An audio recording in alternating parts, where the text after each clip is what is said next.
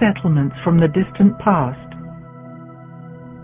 Is this crucial evidence being protected by Egyptian authorities? It's terrible.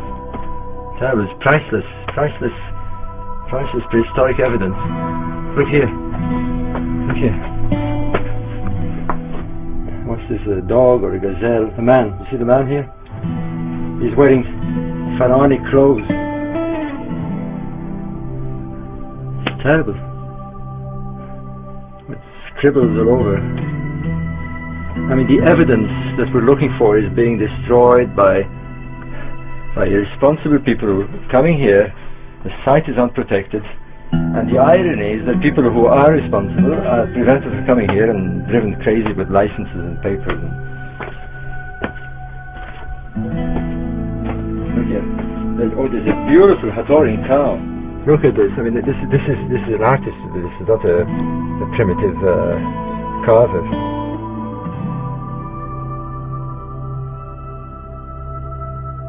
Pre-dynastic Egyptian belief systems originated with cattle cults linked to the Nile.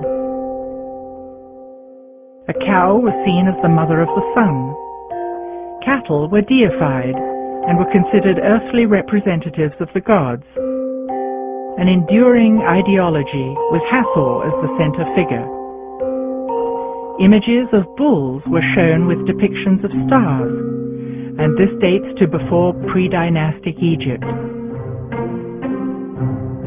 Cattle pastoralists were in the Sahara several thousand years before pre-dynastic Egypt. Gilf Kabir, which means large plateau, is another large ceremonial center a further 600 kilometers west, near the borders of Libya, the Sudan, and Egypt. The Cave of the Swimmers, made famous by the movie The English Patient, is located here. Prehistoric rock art shows people and their cattle. Since Gilf Kabir is 600 kilometers away, it seems as though cattle cults were prevalent throughout North Africa in ancient times.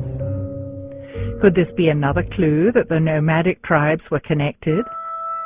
Could they have influenced the ancient Egyptians? Arriving at the monastery, we can see it has never been accessible by road. Once occupied by Christians, it lies upon an ancient camel trail 40 days from its closest neighboring site.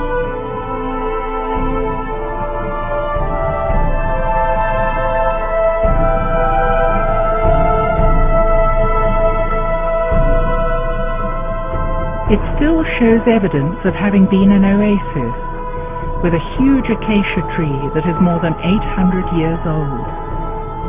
The team has a picnic on a carpet of yellow acacia flowers. This is a wonderful oasis. I mean, I'm really pleased. We tested the cars, everything's working fine. Yeah. You know, the drivers are fine. And it was a good idea to come and rest here.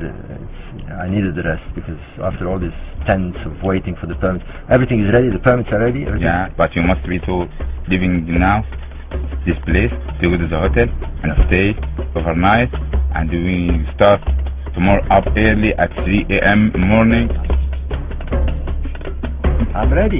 Yes, I know you're ready, but you don't know. It's a hard way to arrive to Abu Simbel. Let's do it. Let's do it. We wait a long time. Let's do it. Let's have a good night's sleep.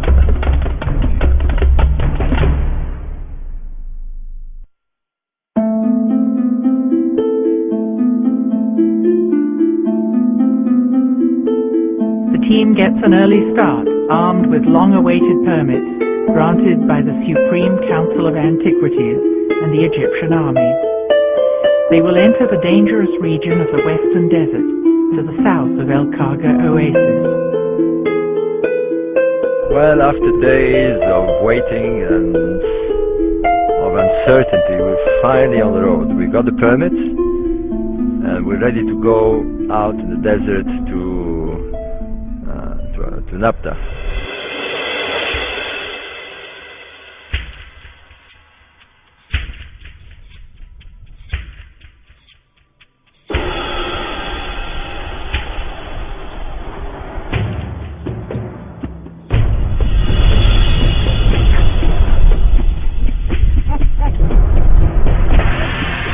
بتاع انت نفك الثانية وريك يعني مصيبة زي دي.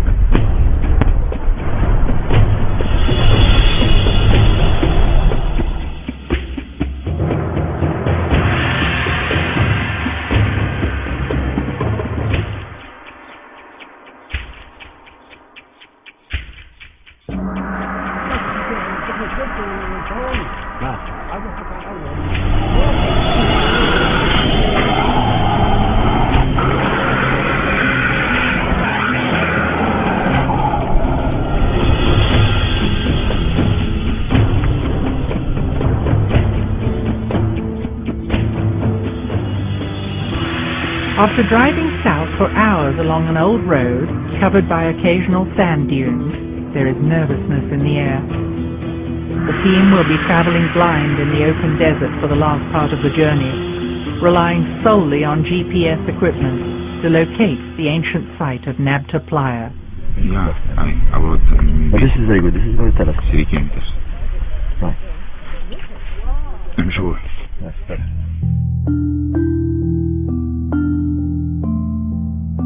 What clues will be uncovered at Nabta Playa? How have these influences drifted across the African continent? More than 3,000 kilometers further west, in Mali, there is a living culture with a surprisingly similar worldview to that of the ancient Egyptians. The Dogon live in Mali, largely in isolation. Studies of the Dogon culture mirror the ideology of the ancient Egyptians with uncanny precision. I realized through my Dogon studies that there were relationships between Dogon words and Egyptian words, and I noticed that Dogon drawings turned up as glyphs in those Egyptian words. Laird Scranton's radical reinterpretation of Egyptian hieroglyphs came directly from his studies of Dogon cosmological symbols. Their priests use cosmological drawings, symbols they have used for thousands of years. While it is impossible to ask the ancient Egyptians to explain their beliefs, Dogon priests can explain their cosmology and how their symbols are written and pronounced. The Dogon lay things out in such detail that it's like having the teacher's copy of the manual of the book, you know, you're studying, with the answers to the questions written down in the back. You can go to a Dogon priest, or you can go to the anthropological studies that were taken in relation to the Dogon priests, and they flat out tell you what their symbol means and what they're, what they're trying to talk about.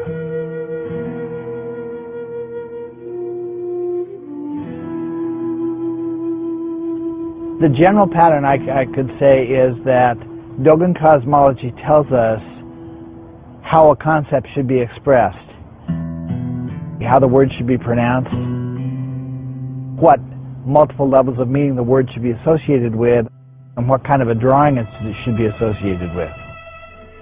That predicts for us what we ought to find in Egypt. And so when I go to Egyptian studies, I look at the Egyptian Hieroglyphic Dictionary or go to a book about Egyptian cosmology, sure enough, I find the same word expressing the same meanings, written with the same drawing or the same drawn character, and I say I've got a match. How is it possible that the Dogon culture in present-day Mali is connected to the ancient Egyptians? What is the link? The Dogon seem to have come out of a class of priests who had very specialized knowledge and who, for one reason or another, were not happy with the way things were going in Egypt and deliberately left. I would say that sounds like it's true. I can't prove it's true, but it doesn't contradict anything I know.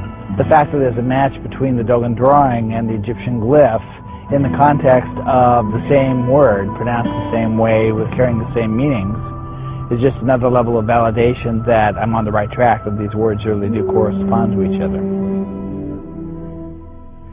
Using this new interpretation of hieroglyphic, what can we learn about the ancient Egyptian view of sacred cosmology?